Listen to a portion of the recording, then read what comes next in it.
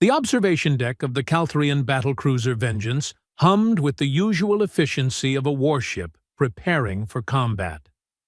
Commander Vexithar stood before the holographic display, his 4 eyes scanning the tactical readout of the human settlement below. 300 souls. A mining colony. Defenseless, according to intelligence reports. "Sir, the ground assault team is ready," Lieutenant Cross announced, her mandibles clicking with anticipation. 12 of our finest warriors, full tactical gear. The humans won't know what hit them. Vexithar nodded slowly. The Calthrian Empire had been expanding for 2 centuries, and these newer species, these humans, were just another obstacle to overcome. They'd studied the creatures extensively, physically weak, no natural armor, slow reproduction rates. Their only advantage seemed to be their stubborn refusal to acknowledge superior forces. "Begin the descent," he commanded. "Standard suppression protocol. I want minimal resistance."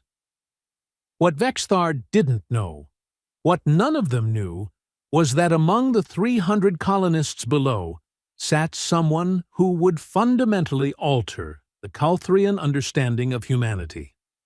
Her name was Riley Harper, and she was utterly, completely ordinary. At least, that's what everyone thought. Riley sat in the colony mess hall, picking at her protein rations while half listening to Marcus and Jaina argue about the upcoming supply run. She was 22, brown hair usually tied back in a messy ponytail, average height, average build. She worked maintenance on the atmospheric processors, fixed broken equipment, and generally blended into the background of colony life. "I'm telling you, we need to prioritize medical supplies," Jaina insisted, her fork stabbing at the air for emphasis. "And I'm saying the filtration system is on its last legs," Marcus countered. "We lose that. Medical supplies won't matter because we'll all suffocate." Riley said nothing. She rarely did during these debates. Instead, she watched the other colonists moving through the hall, calculating the slight limp in old Theodore's gait, probably his hip again, noting the tension in Supervisor Grant's shoulders, stress from the upcoming productivity reports.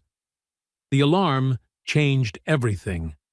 It started as a low wail, then escalated into a piercing shriek that sent coffee cups clattering to tables and conversations dying mid-sentence. Riley's hand didn't shake. She simply set down her fork, wiped her mouth with a napkin, and stood. "Attention all colonists!" the PA system crackled. "This is not a drill. We have incoming hostile ships.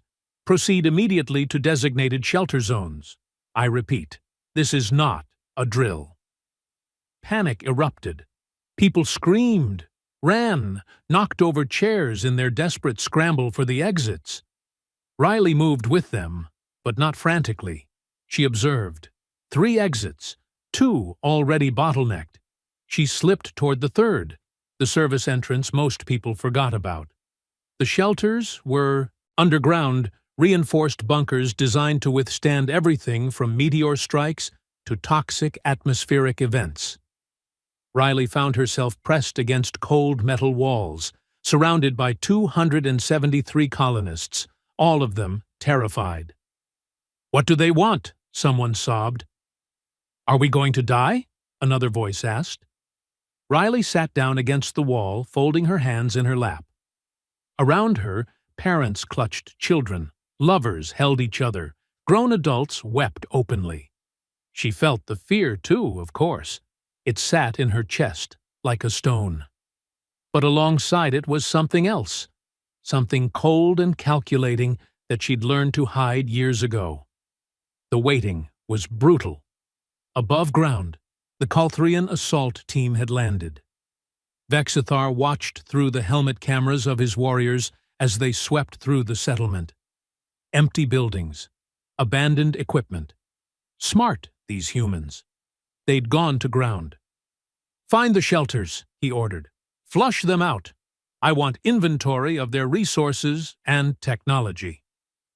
What happened next would later be analyzed by Calthrian military academies for decades. The assault team found the first shelter entrance. Sergeant Grax, a veteran of 40 campaigns, placed the breach charges. The explosion was textbook perfect, blowing the reinforced door inward and filling the entrance with smoke. "Inside, now!" Grax commanded. 6 Calthrian warriors poured into the shelter, weapons raised, scanning for threats. What they found was exactly what they expected. Terrified humans huddled together, no weapons, no resistance. Grax felt the familiar surge of victory. "Secure them," he said. "Standard containment protocols." But as his soldiers moved forward, something felt wrong. Grax had learned to trust his instincts over 4 decades of combat. The humans were too calm. Not all of them, certainly. Most were appropriately terrified. But scattered throughout the crowd, maybe 20 or 30 individuals, sat with an eerie stillness, including one unremarkable young woman with brown hair and gray eyes. Riley watched the Calthrians enter. They were impressive, she had to admit. 7 feet tall, covered in natural chitinous armor that gleamed under the shelter's emergency lighting, 4 arms each holding weapons designed to kill. Their movements were efficient, professional. She cataloged everything. Weapon types, 3 projectile rifles, 2 plasma cutters, 1 electromagnetic pulse device. Armor weak points, joints at the shoulders and hips, gap between chest plate and helmet. Formation, standard sweep pattern, predictable. "Everyone remain calm," the lead Calthrian announced through a translator device. "Cooperate, and you will not be harmed. Resist, and well, let's not find out." Some colonists whimpered. Others nodded frantically. Riley did neither. She simply waited. The Calthrians began separating people into groups. Adults here, children there, elderly to the side. Riley stood when directed, moved when pushed, all while her mind worked through scenarios. "You," a Calthrian soldier said, pointing at her. "With the others." Riley walked to the designated area, 17 other colonists already huddled there. She recognized most of them. Maintenance workers, engineers, nobody important. The Calthrians were separating by utility, she realized. This group would be worked. The others, well, that depended on what the invaders wanted. Hours passed. The Calthrians established control, set up communication equipment, began inventorying the colony's resources. Riley sat on the cold floor, watching, waiting, calculating. It was Marcus who broke first. "We can't just sit here," he hissed to the group around him. "We have to do something." "Like what?" Jaina whispered back. "They have weapons, armor. We're miners, not soldiers." "So we just give up? Let them take everything?" Riley turned her head slightly. She could see Marcus's hands shaking, see the desperation in his eyes. He was going to do something stupid. The realization settled over her like a familiar coat. "Marcus," she said quietly. It was the first word she'd spoken since the invasion began. "Don't." He looked at her, surprised. Riley rarely spoke to him outside of work-related necessities. "Don't what?" "Whatever you're planning, don't." "How did you even know I was planning anything?" Riley didn't answer. She didn't need to. Marcus's face had already told her she was right. But Marcus was young, scared, and desperate. He made his move during the guard change when the Calthrian warriors were rotating positions. He lunged at the nearest soldier, grabbing for a weapon. It was brave. It was also suicidal. The Calthrian reacted instantly, one arm sweeping Marcus aside like he weighed nothing. The human hit the wall with a sickening crack and crumpled. Other colonists screamed. The Calthrians raised their weapons. "Silence!" Grax commanded. "The next person who moves dies. Immediately." The shelter went deathly quiet. Marcus groaned on the floor, clutching his ribs. The Calthrians made no move to help him. Riley remained perfectly still, but her eyes were calculating trajectories, counting heartbeats, measuring distances. Not yet, she told herself. Not yet. Back on the Vengeance, Vexthar reviewed the situation reports with growing satisfaction. The colony was secure. Resources were being catalogued. The humans were contained. A textbook operation. "Sir," Cross said, "we're receiving footage from the helmet cameras. Would you like to review?" "Later," Vexthar replied. "I want a full assessment of their mining equipment first. If it's compatible with our systems, we'll strip it. If not, we'll destroy it." "Understood, sir."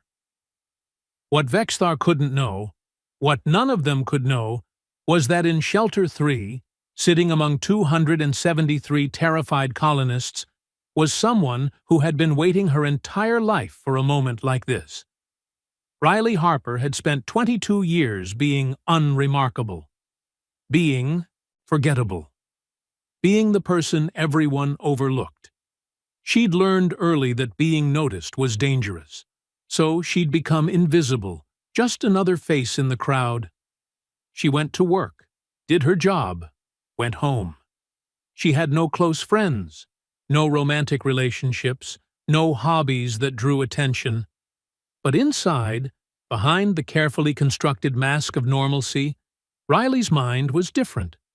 She saw patterns others missed, calculated outcomes with frightening accuracy, read people like open books.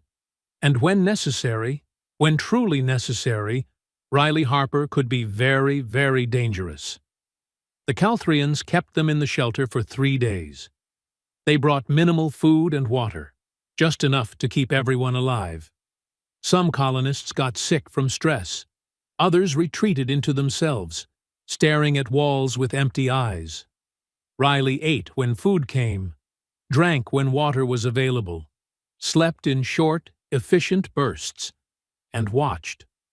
Always watched. She learned the guard rotation schedule, 12-hour shifts, 3 soldiers per shift. Learned their individual patterns, the one who always checked the far corner first, the one who stood too close to the doorway, the one who was left-handed and favored his right side to compensate. On the 3rd day, the Calthrians made an announcement. "Tomorrow, you will begin work," Grax informed them. "Those designated for mining operations will be transported to the dig sites. Those designated for technical work will remain here to assist with equipment analysis. Those designated as surplus will be processed."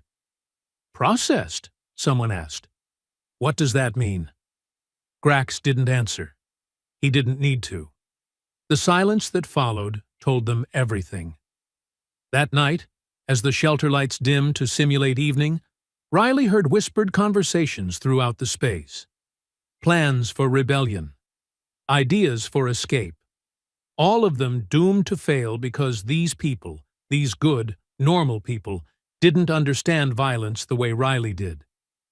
"We could rush them," someone suggested. "There's only 3 guards right now.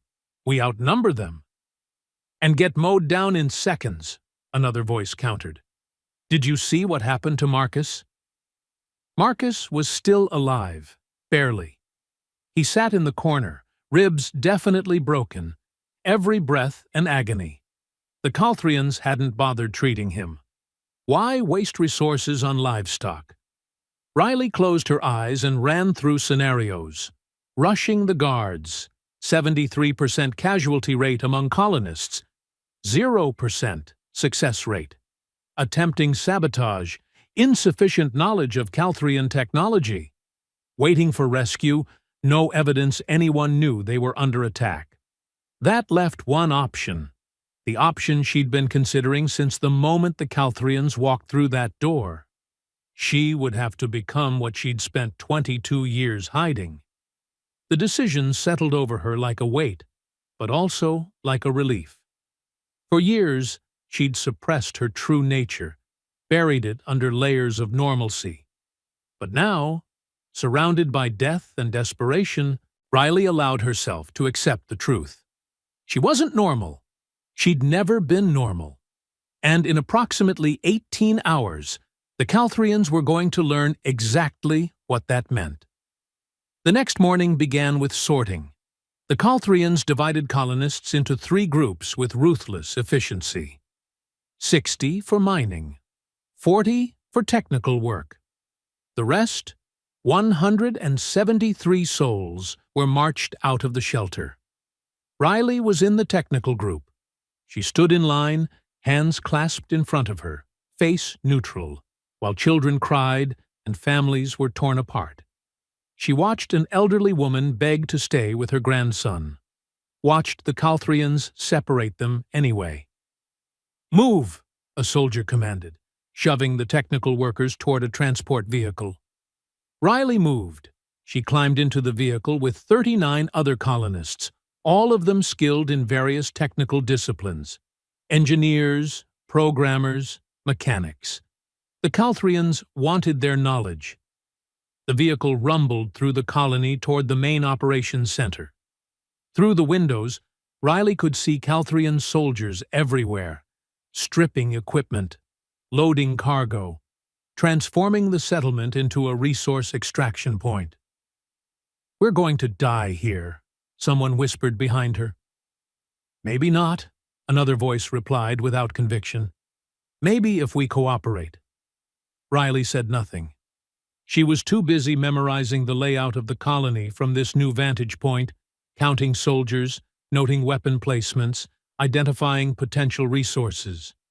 The operations center was the colony's administrative hub, a 3-story structure housing computers, communication equipment, and the main power distribution system. The Calthrians had converted it into their command post. Inside, the technical workers were directed to different stations. Riley found herself assigned to atmospheric systems analysis, which made sense given her official job. A Calthrian technician, smaller than the warriors but still imposing, gestured at a console. "Explain how this works," the alien demanded. Riley sat down and began explaining the colony's atmospheric processing systems in careful, detailed terms. She showed the technician how oxygen was extracted from the planet's carbon dioxide-heavy atmosphere, how it was purified, how it was distributed throughout the settlement. The Calthrian took notes on a holographic display. "Efficient," it admitted. "Primitive, but efficient. Can it be scaled?" "With the right modifications," Riley answered. "The core principles are sound." Hours passed. Riley worked, explained, demonstrated. She was the model prisoner, cooperative and useful. The Calthrian technician seemed pleased, but while she worked, Riley's mind was mapping the operations center. 3 floors, main entrance plus 2 emergency exits, power conduits running through the walls, communication array on the roof, approximately 20 Calthrian soldiers in the building, plus support staff. And in the basement, she'd noticed, during her escort to the bathroom, an armory. That evening, as the technical workers were returned to the shelter, Riley had completed her assessment. She knew what needed to happen. She knew how to make it happen. She just needed the right moment. It came 2 days later. The Calthrians had grown comfortable. The humans were docile, obedient, broken. The warriors began taking longer breaks, standing less alert guard. Routine had set in, and routine was the enemy of vigilance. Riley was working at her console when the alarm sounded. Not an invasion alarm this time, but a system alert. One of the atmospheric processors was malfunctioning, pressure building to dangerous levels. "Fix it!" the Calthrian technician barked.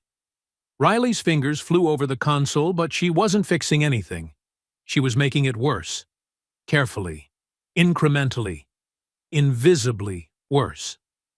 "It's spreading," she said. allowing a hint of panic into her voice. "The cascade failure is affecting the main distribution hub." "Then stop it!" "I'm trying, but I need access to the physical systems, in the basement." The Calthrian hesitated. Then, as another alarm joined the first, it made the decision Riley had been guiding it toward. "Take her to the basement, now!" Two guards grabbed Riley's arms and hauled her toward the stairs. She didn't resist. She moved with them, docile and cooperative, while her mind counted steps, measured distances, prepared. The basement smelled of oil and ozone. The guards shoved Riley toward the atmospheric control panel, a massive array of pipes, valves, and monitoring equipment. The armory was 20 feet away, behind a locked door.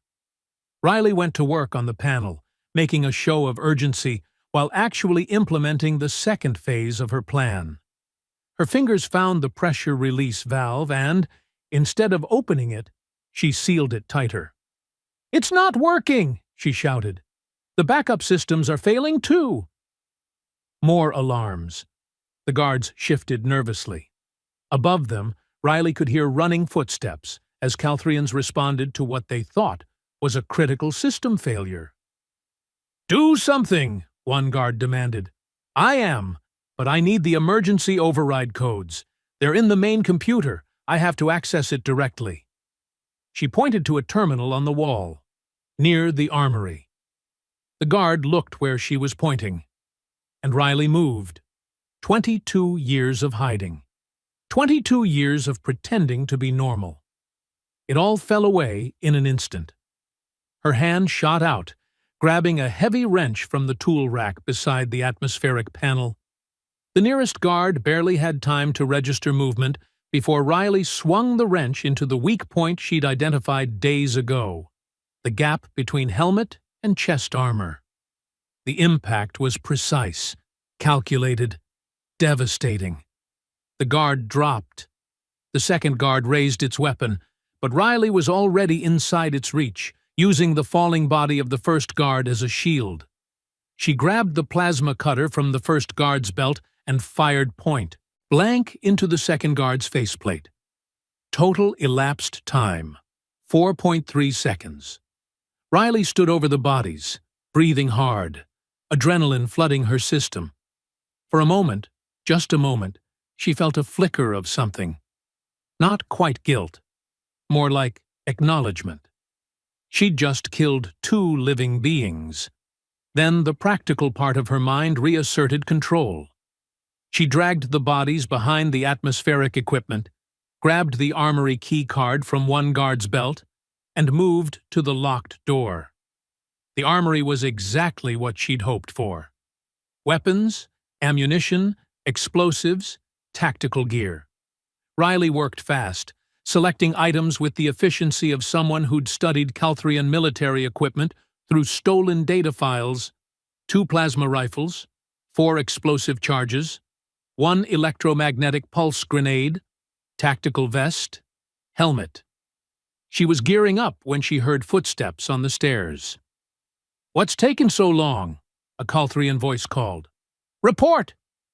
Riley finished strapping on the vest, checked the plasma rifle's charge, and positioned herself beside the doorway. "We're running the diagnostics now," she called back, doing her best to mimic the guard's clicking accent. "The human is fixing it." A pause. Then, "Acknowledged. Be quick about it." The footsteps retreated. Riley allowed herself 10 seconds of relief. Then she got back to work. The explosive charges needed to be placed strategically. She couldn't just blow up the building, not with 40 colonists working upstairs, but she could create chaos, could level the playing field. Riley moved through the basement like a ghost, placing charges on support columns, on power conduits, on the ammunition storage. She set the timers for 6 minutes. That would give her just enough time.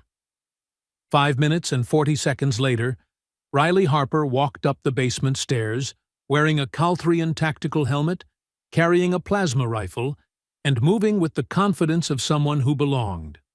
The operations center's ground floor was busy with Calthrians responding to what they still thought was a system malfunction. Riley walked past 3 soldiers without being challenged. The helmet's facial recognition software had been easy to bypass, a simple trick she'd learned from analyzing their security protocols. She found the technical workers in the main hall, still at their consoles, surrounded by guards. Riley caught the eye of Thomas, one of the engineers. A good man. Quick thinking. She made a subtle gesture, a tilt of her head toward the exit. Thomas's eyes widened slightly. Then, understanding, he nodded almost imperceptibly. Riley checked her chronometer. 40 seconds. She walked toward the main entrance with measured steps, just another Calthrian soldier on patrol. Outside, the evening air was cool against her skin, though the helmet's environmental controls kept her comfortable. She moved away from the building, counting down. 30 seconds. Behind her, Thomas had started coughing dramatically, clutching his chest, creating a distraction. Other technical workers picked up on it, expressing concern, crowding around him. 20 seconds. The guards moved to restore order, pushing colonists back to their stations. The confusion bought Riley precious seconds to get further from the building. 10 seconds. Riley turned, raised the plasma rifle, and fired at the operations center's main power coupling. The shot was perfect, severing the connection and plunging half the building into darkness. 5 seconds.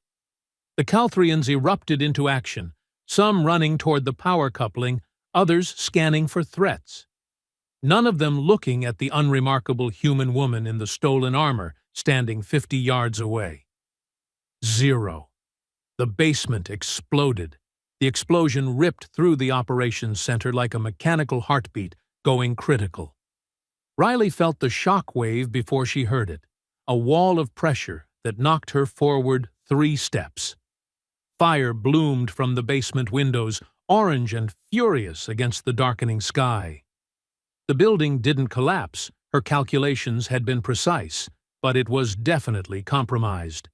Calthrian soldiers poured out of every exit, some dragging wounded comrades, others scanning for enemies they couldn't identify.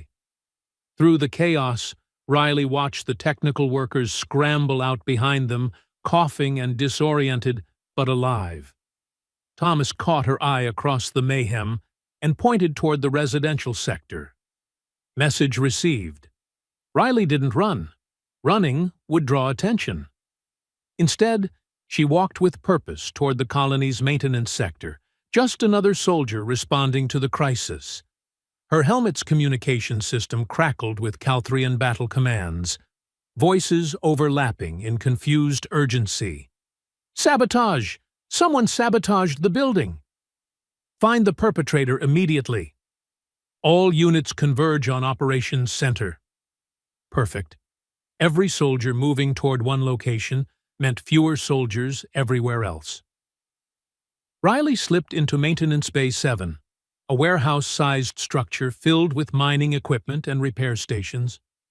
She stripped off the Calthrian helmet and vest, stashing them behind a massive ore processor. The plasma rifle she kept. Now came the hard part. The colonists designated as surplus, 173 people, had been taken to Processing Facility 12. Riley knew the building. It was on the eastern edge of the settlement, a former storage depot converted into something far more sinister. The Calthrians had been loading people into transport containers, destination unknown but easily guessed. Riley checked the plasma rifle's charge, 73%. Not ideal for what she was planning, but enough if she was smart about it. She moved through the colony using maintenance tunnels most colonists forgot existed. The underground passages connected major structures designed for emergency access and equipment transport. Riley had memorized every inch during her first month on the colony.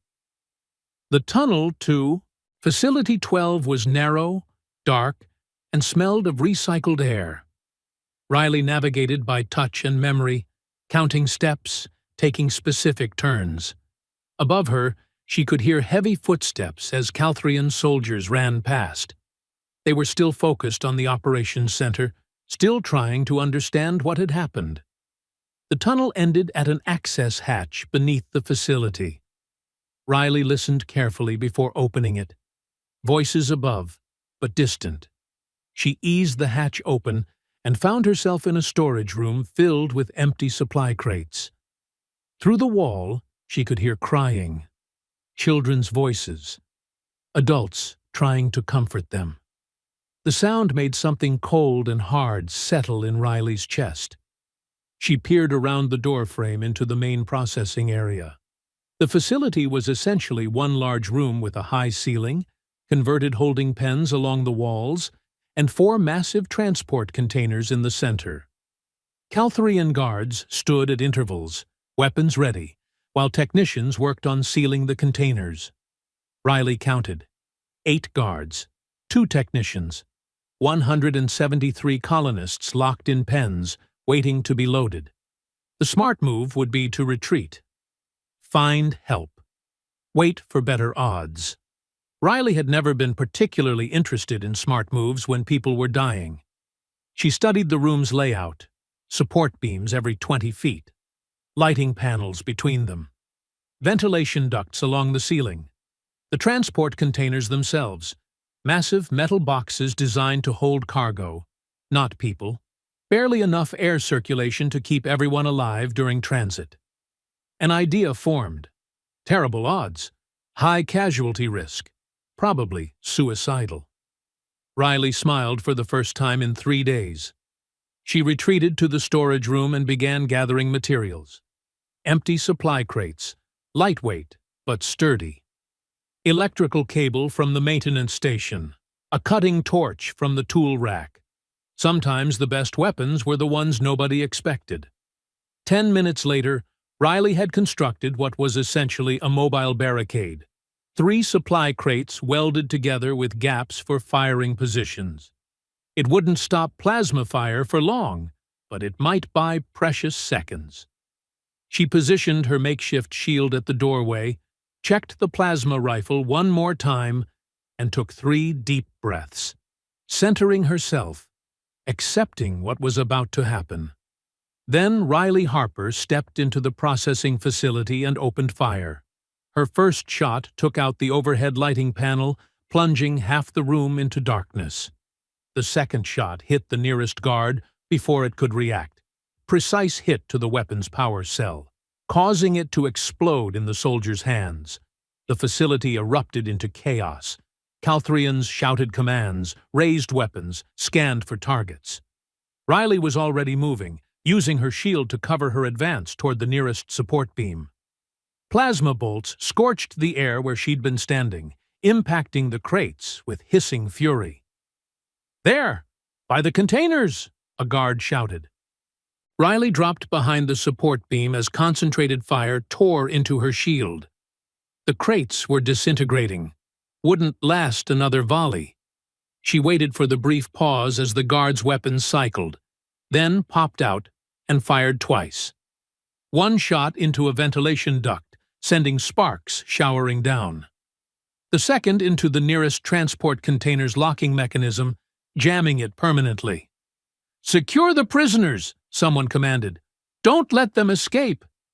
But the colonists weren't trying to escape. They were pressed against the far walls of their pens, terrified and confused. Riley felt a flash of frustration. She was trying to save them, but they were too scared to understand. A plasma bolt grazed her shoulder, burning through her jacket and searing skin. Riley hissed in pain, but didn't stop moving. She rolled behind the damaged transport container, using it as cover while she reassessed. 5 guards still operational. Both technicians had fled. The colonists remained trapped in their pens. Her shield was destroyed, her shoulder was screaming, and she was running out of ammunition. The tactical situation was, objectively speaking, terrible. Riley's mind raced through options, discarding plans as quickly as she formed them. Direct assault, suicide, retreat, abandoning everyone, negotiation, laughable. She needed something unexpected, something the Calthrians wouldn't anticipate. Her eyes fell on the damaged container's control panel. The locking mechanism was jammed, but the container itself was still functional, including its magnetic seal system designed to lock onto ship cargo bays during transport. Powerful electromagnets, strong enough to lift tons of equipment. An absolutely insane idea occurred to her. Riley pulled the electromagnetic pulse grenade from her belt. Military grade, designed to disable enemy electronics in a 15-foot radius. She'd been saving it for an emergency. This qualified. She set the grenade's timer for 5 seconds, activated the container's magnetic seal at maximum power, and threw the grenade toward the remaining guards. "Grenade!" one shouted. The Calthrians scattered, exactly as Riley predicted. They were trained soldiers, responding appropriately to explosive threats. What they weren't prepared for was the grenade's electromagnetic pulse detonating next to the container's active magnetic system. The interaction between the pulse and the magnets created a feedback loop, a cascading electromagnetic surge that turned the container into a massive magnet, attracting anything metallic within 20 feet.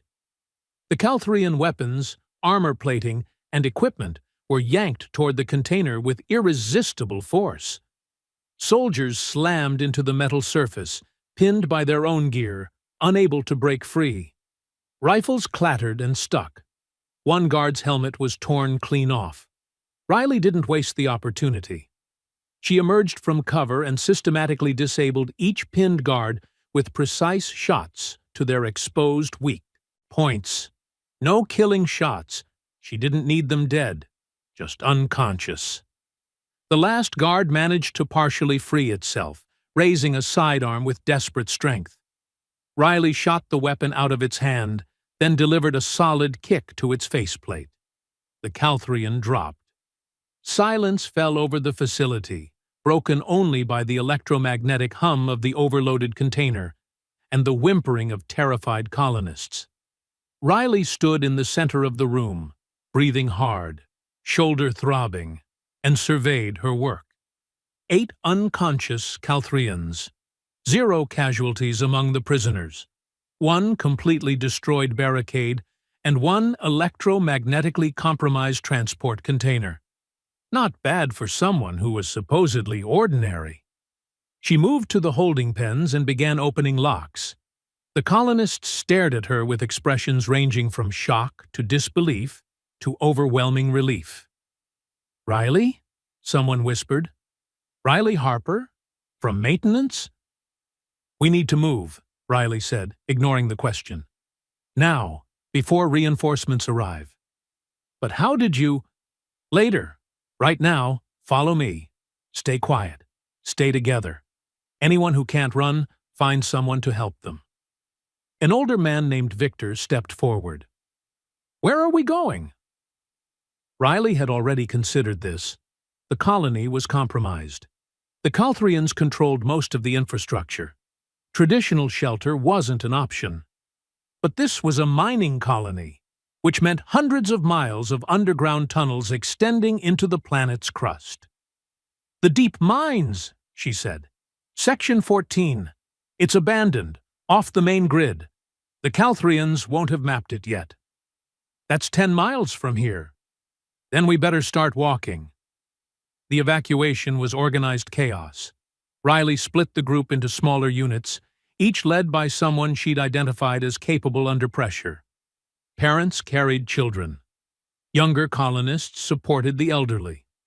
The group moved through maintenance tunnels and service corridors, avoiding main thoroughfares where Calthrian patrols operated. They encountered resistance twice. The first time, a pair of soldiers doing routine rounds. Riley disabled them before they could raise an alarm, using a combination of her plasma rifle and a well-placed fire extinguisher to the faceplate. The second encounter was more complicated. A full patrol, 6 soldiers, moving through the very tunnel Riley's group needed to access. She couldn't fight 6 armored warriors head-on, not without casualties among the colonists. She needed another approach. Riley handed the plasma rifle to Victor. "When I give the signal, fire 3 shots down that corridor. Doesn't matter if you hit anything. Just make noise." "What are you going to do?" Riley was already moving, climbing into a ventilation shaft that ran parallel to the tunnel. She crawled through the narrow space, ignoring her protesting shoulder, until she was directly above the patrol. The ventilation grate was held by 4 screws. Riley removed 3 and loosened the 4th, until the grate hung by a single point. Then she took out the cutting torch she'd grabbed from the facility. "Now!" she called down. Victor fired. 3 plasma bolts screamed down the corridor, hitting nothing but getting everyone's attention. The Calthrian patrol reacted predictably, moving toward the threat with weapons raised. Riley dropped through the weakened grate, landing on the rear guard's shoulders. The soldier staggered under her unexpected weight. Before it could recover, Riley jammed the cutting torch into the gap between helmet and armor and activated it. The superheated flame didn't penetrate the armor. It didn't need to. The heat conducted through the metal, and the Calthrian collapsed from thermal shock. Riley rolled off the falling soldier and came up with its rifle, firing as she moved. The patrol was confused, under attack from 2 directions, unable to coordinate effectively in the narrow tunnel. It was over in seconds. Riley stood among 5 unconscious soldiers, breathing hard, her improvised tactics having worked better than she'd hoped. Victor emerged from around the corner, staring at her with something approaching awe. "Who are you, really?" Riley picked up 2 additional weapons and handed them to colonists who looked capable of using them. "Someone who fixes things," she said simply. "Let's keep moving." The deep mines were exactly as she remembered. Dark, cold, and completely off the Calthrian sensors. The abandoned section stretched for miles, old excavation tunnels that had been deemed unprofitable years ago. Perfect for hiding 173 people. Riley posted guards at the entrance points and began organizing the survivors. They needed water, food, medical supplies.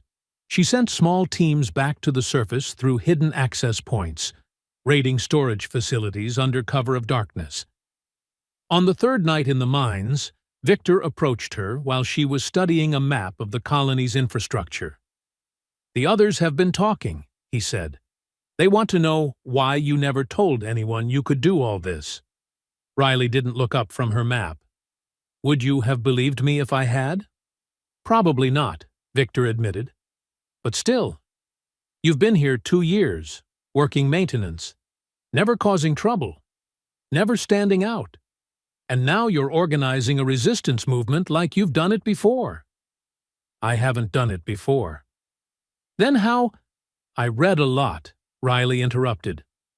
She finally looked at Victor, her gray eyes steady. "And I pay attention. The Calthrians are predictable. Military training makes people follow patterns. Once you understand the patterns, you can exploit them." Victor shook his head. "It's more than that. The way you move, the way you fight. That's not something you learn from books." Riley returned her attention to the map. "Everyone has things they don't talk about, Victor. Parts of themselves they keep hidden. Mine just happen to be useful right now." She didn't tell him about the years before the colony, the military psychiatric evaluation that had flagged her as potentially dangerous, the incident that had led to her discharge, the careful work she'd done to disappear into civilian life, to become nobody, to never draw attention. She especially didn't tell him how good it felt to stop pretending. The resistance grew. Colonists who'd seemed broken found strength in survival. Mining engineers became saboteurs. Technicians became intelligence gatherers. Even the children contributed, their small size allowing them to access areas adults couldn't reach. Riley coordinated everything from the deep mines, sending out teams to strike Calthrian operations and then fade back into the tunnels.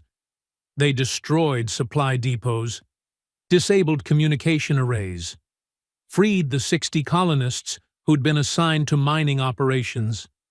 The Calthrians responded with increased patrols and harsher security measures. They were getting frustrated, Riley could tell. Their simple conquest had turned into a grinding insurgency. Commander Vexithar stood before the holographic display, his 4 eyes burning with barely controlled rage. The human settlement should have been pacified weeks ago. Instead, his forces were bleeding resources, fighting ghosts in the dark. "Show me the attack patterns again," he commanded. Lieutenant Cross activated the tactical display, highlighting the 17 successful attacks against Calthrian positions. They strike without warning, always at our weakest points. They know our patrol schedules, our guard rotations, our supply routes. Someone is feeding them intelligence. Or someone is very good at observation, Vexthar mused. He zoomed in on the attack locations, studying the data. These aren't random. There's a pattern here, a single mind coordinating multiple operations. Sir, look at the timing. Every attack happens when we're responding to something else. They create distractions, then strike while we're occupied. That requires precise knowledge of how we think, how we react. Vexithar pulled up the security footage from Processing Facility 12, watching for the 100th time as a single human figure systematically disabled 8 trained warriors. The footage quality was poor, damaged in the electromagnetic pulse, but he could make out enough. One person, moving with absolute confidence, using improvised tactics that should never have worked, but somehow did. "Find this human," Vexthar ordered. "I don't care what it takes. Find them, and this resistance collapses." He was absolutely correct. And that's exactly what Riley was counting on. The trap took 2 weeks to set up. Riley knew the Calthrians were looking for her specifically. Security footage had survived despite the electromagnetic pulse. They knew one person was orchestrating the resistance. They'd be focusing resources on identifying and capturing that person. So Riley gave them what they wanted. She staged a raid on the main power station, personally leading a team of 12 colonists. They made noise, drew attention, fought hard enough to seem genuine, but not hard enough to actually win. When Calthrian reinforcements arrived, Riley's team retreated, leaving behind exactly one piece of evidence. Her colony identification badge deliberately dropped near the power station's entrance. 2 days later, Calthrian soldiers raided her old quarters in the residential sector. Found her personal effects, her work logs, everything that identified Riley Harper, maintenance worker, unremarkable and ordinary. Vexthar studied the information personally. "This is their leader? A maintenance worker?" "Apparently so, sir," Cross replied. "No military background, no advanced training. She's been on the colony for 2 years. Exemplary work record. No disciplinary issues." "Then how is she doing this?" "Unknown, sir. But we've analyzed her work patterns. She performs regular maintenance on the atmospheric processors in the industrial sector. She'll likely return there eventually." Vexithar smiled, showing rows of sharp teeth. "Then we'll be waiting." Riley stood in the deep mines, surrounded by the colonists who'd become her responsibility. Victor, Jaina, Thomas, and 70 others she'd specifically chosen for this moment. "They're going to ambush me at the industrial sector," she said calmly. "Probably 24 soldiers, full tactical gear, prepared for a fight." "Then we don't go," Victor protested. "We stay here, stay hidden." "And eventually they find us anyway," Riley countered. "Or they give up on the colony and glass the entire settlement from orbit. killing everyone. No, this ends now, on our terms. She activated a holographic display showing the industrial sector's layout. The Calthrians think I'm one person. They're expecting one target. They're wrong. Over the next hour, Riley outlined a plan so audacious that several colonists questioned her sanity. By the time she finished, they were all questioning it. "This is insane," Jaina said. "Completely," Riley agreed. "But it'll work. The Calthrians are predictable. They think in terms of military tactics, force ratios, tactical superiority. They're not prepared for what we're actually going to do." "Which is?" Riley's smile was cold and precise. "We're going to give them exactly what they want. Me. Just not in the way they expect." The industrial sector was quiet when Riley walked in 3 days later, wearing her maintenance coveralls and carrying a tool bag. She looked exactly like she always had. Unremarkable. Ordinary. Just another worker doing her job. Except this time, 70 colonists were positioned throughout the sector, invisible and waiting. Riley walked to Atmospheric Processor 7 and began her usual maintenance routine, checking pressure valves, monitoring oxygen levels, performing standard diagnostics. She could feel eyes on her from a dozen hidden positions. The Calthrians made their move at exactly 14:37 hours. Soldiers emerged from concealment, surrounding her position with military precision. 24 warriors, just as she'd predicted. Commander Vexithar himself descended from a transport ship, walking toward Riley with measured steps. She didn't run, didn't even look particularly surprised. "Riley Harper," Vexithar said through his translator, "you've caused considerable difficulty." Riley set down her tools and faced him calmly. "Have I? Sorry about that. Your resistance ends now. Surrender, and I'll show mercy to the remaining colonists. Fight, and everyone dies." "Mercy," Riley repeated.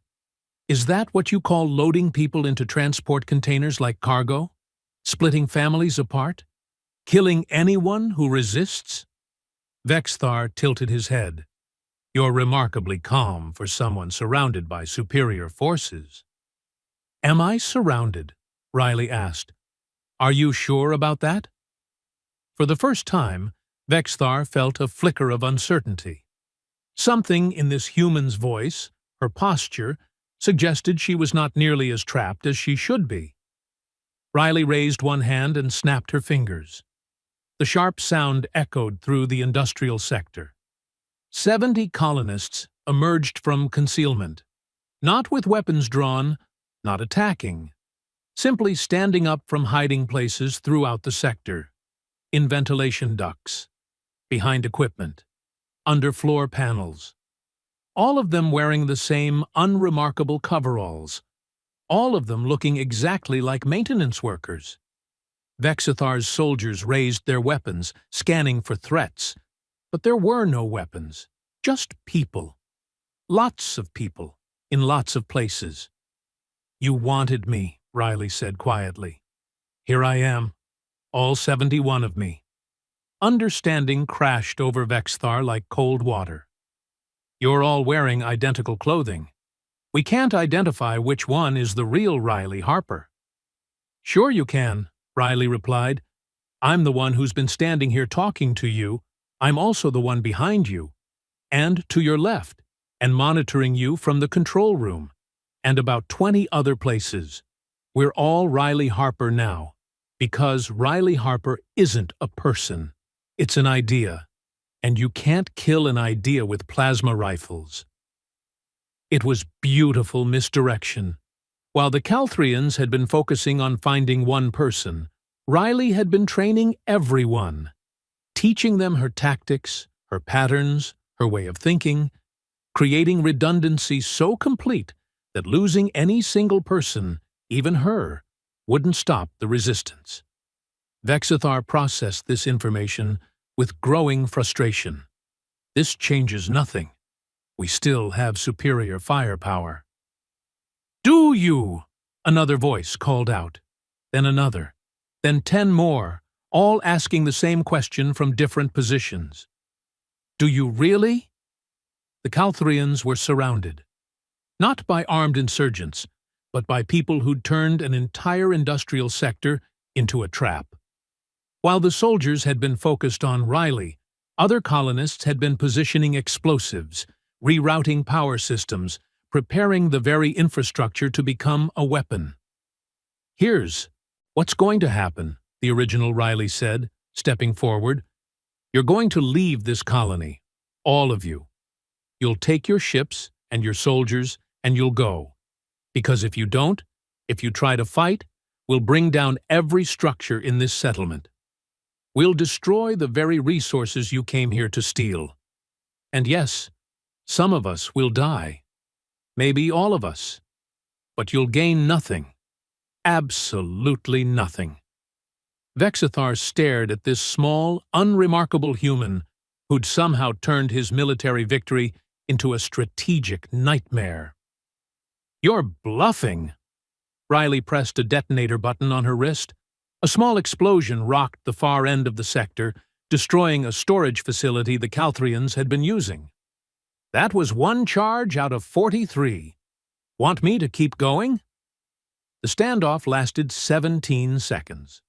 Vexithar ran calculations, assessed odds, considered options.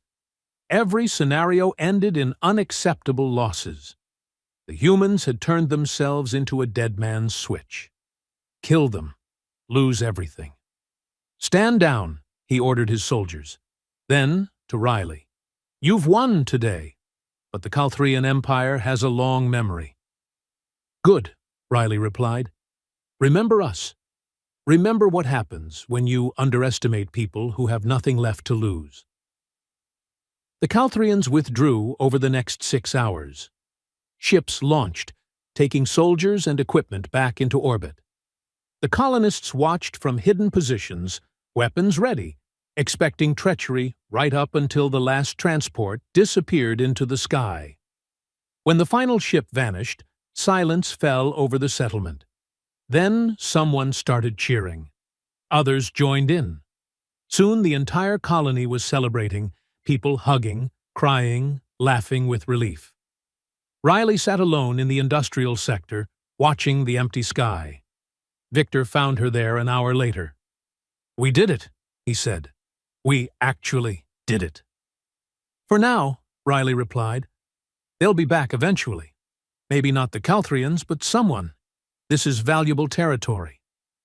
Then we'll be ready. You taught us how. Riley shook her head slowly.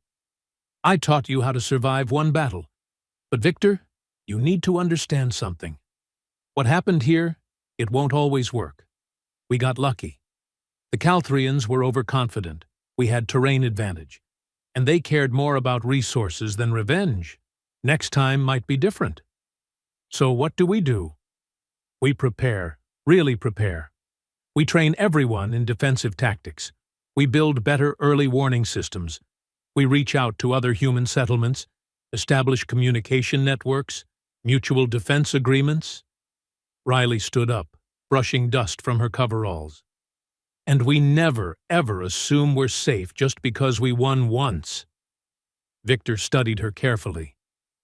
You're not going to tell us who you really are you? I'm Riley Harper, maintenance worker. Same person I've always been. Maintenance workers don't fight like you do. Riley allowed herself a small smile. Maybe they do on planets where fighting matters. Or maybe, just maybe, everyone has more inside them than anyone suspects. They just need the right circumstances to discover it. She walked back toward the residential sector, leaving Victor standing in the industrial facility. Around her, colonists were beginning the work of rebuilding, repairing damage, salvaging what they could from the Calthrian occupation. 300 souls had stood against an empire, not through superior technology or military might, but through sheer stubborn refusal to give up. through ordinary people doing extraordinary things when pushed beyond their limits. Riley Harper disappeared back into ordinary life as easily as she'd emerged from it. She returned to her maintenance job, fixed atmospheric processors, attended colony meetings. She smiled politely when people tried to thank her, deflected questions about her past, and generally became unremarkable again. But late at night, in the deep mines that had sheltered them all, the colonists established something new. A training program, a defense force, a network of ordinary people learning to be extraordinary when necessary. And somewhere in the galaxy, Commander Vexithar filed a report that would circulate through Calthrian military intelligence for years. A warning about a species that appeared weak but possessed something the Empire had never encountered before: the ability to transform, to adapt, to become whatever the situation demanded.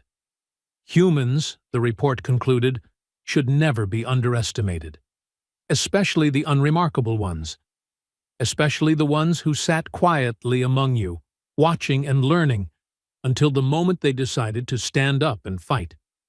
The galaxy would learn that lesson many more times in the years to come.